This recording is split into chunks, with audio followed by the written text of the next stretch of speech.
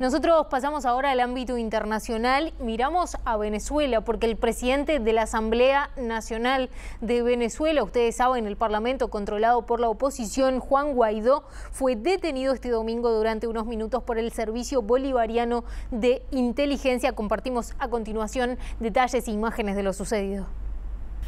El presidente de la Asamblea Nacional Venezolana, Juan Guaidó, fue detenido este domingo por el Servicio Bolivariano de Inteligencia. La Asamblea Nacional de Venezuela es por estos momentos el parlamento dominado por la oposición, que sigue funcionando a pesar de haber sido despojado de sus funciones en 2017. Pasadas las 11 de la mañana, un mensaje publicado en la propia cuenta de Twitter del presidente de la Asamblea denunció: alertamos al mundo y al país que hoy, 13 de enero, un comando del Servicio Bolivariano de la Inteligencia interceptó al presidente de la Asamblea Nacional de Venezuela, Juan Guaidó, y desconocemos su paradero. Guaidó fue detenido en la autopista Caracas-La Guaira cuando se dirigía a un acto. En un video publicado en las redes sociales se observa el momento exacto de la detención, en el que un grupo de los agentes del SEBIN arranca de forma violenta a Guaidó de su auto para subirlo a otro. Minutos después se confirmó su liberación y Guaidó habló públicamente. Y aquí estoy, porque soy el legítimo presidente de la Asamblea Nacional que va a defender los intereses del pueblo. Este acontecimiento tuvo lugar luego de que el pasado jueves, cuando Nicolás Maduro fue investido formalmente como presidente de Venezuela para el periodo 2019-2025, Guaidó afirmó estar listo para asumir la presidencia interina del país. Guaidó calificó la toma de posesión de Maduro como un acto nulo producto de un fraude y envió un mensaje a las Fuerzas Armadas para que interpreten la letra de la Constitución y cumplan con su deber. Bien, este tema tuvo muchísimas repercusiones a nivel internacional. Repasamos algunas. Por ejemplo, el secretario general de la OEA, Luis Almagro, manifestó en Twitter su condena y rechazo absoluto al secuestro de Guaidó, a quien volvió a llamar presidente interino de Venezuela. Bueno, a pesar de que el opositor todavía no asumió funciones, pero esto es uno de los debates que está hasta ahora en Venezuela, justamente qué es lo que está desarrollando la estrategia de la oposición. Y otra repercusión más tiene que ver con el gobierno uruguayo, que acaba de emitir un comunicado en el que manifiesta su honda preocupación ante la detención y posterior liberación de Guaidó por parte de efectivos del SEBIN sin perjuicio de la rápida resolución, dice el comunicado. Episodios como este no contribuyen a generar el imprescindible clima de respeto para superar la grave crisis económica y social que está viviendo Venezuela, dice el gobierno uruguayo, que vuelve a llamar al diálogo entre las partes. Y justamente para poder entender qué es lo que está pasando en Venezuela a esta hora, estamos ahora en contacto con Luis Carlos Díaz, que es periodista, que está en Caracas, periodista de Éxitos FM. Buen mediodía para ti, Luis Carlos, y gracias por atendernos. Un gran abrazo desde Caracas. Bien, para poder entender un poco esto que sucedió con Guaidó en las últimas horas, ¿qué es lo que se sabe hasta ahora concretamente de esta detención que tuvo y su posterior liberación algunos minutos o unas horas más tarde? Sí, lo más irregular de la detención de Juan Guaidó fue que lo liberaran.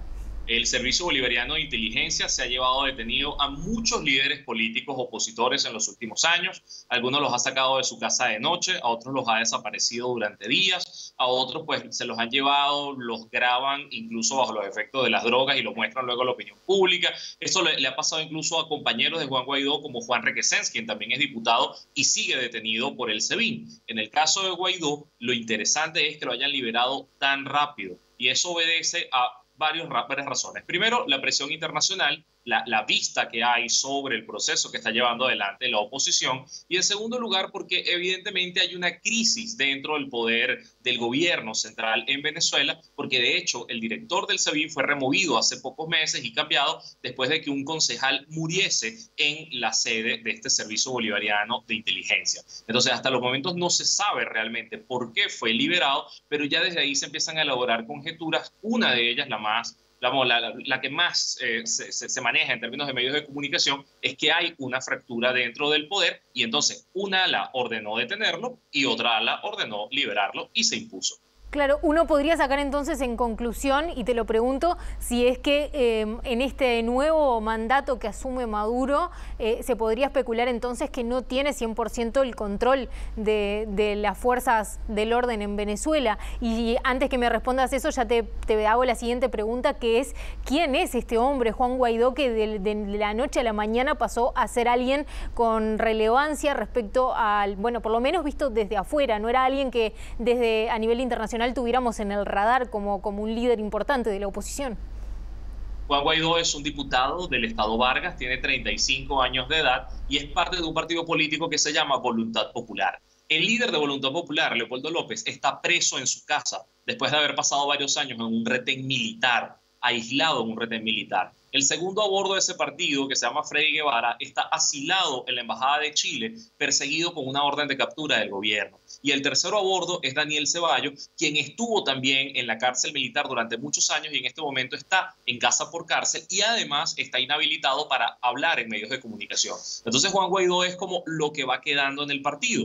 La diferencia es que a pesar de su juventud, es un político que tiene experiencia porque ya desde el año 2006, 2007 ha estado desde que era universitario metido en partidos políticos y muy activo contra el chavismo. Esto también es una muestra de que el liderazgo en Venezuela en este momento también tiene muchísimo que ver con las ansias que tiene la gente opositora de tener alguna alternativa a Nicolás Maduro después de que exilió, apresó o inhabilitó a los líderes políticos tradicionales. La gente es capaz de depositar su confianza en cualquiera que salga, aunque no sea un buen vocero o no sea un líder de una trayectoria popular tan grande, pero está dispuesto a poner su confianza en quien sea, siempre que haya una salida institucional y pacífica al conflicto venezolano.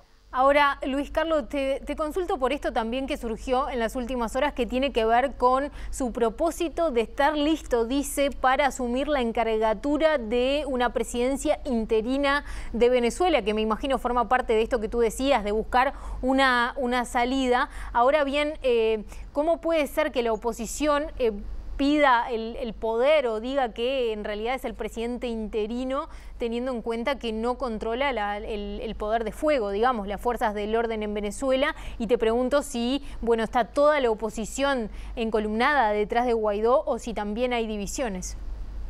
La semana pasada hubiésemos pensado que había divisiones y fracturas, pero esta semana al parecer no. Ya muchas facciones se han sumado a Guaidó y además hay una diferencia importante. Una cosa es la estrategia política y otra cosa es la estrategia jurídica.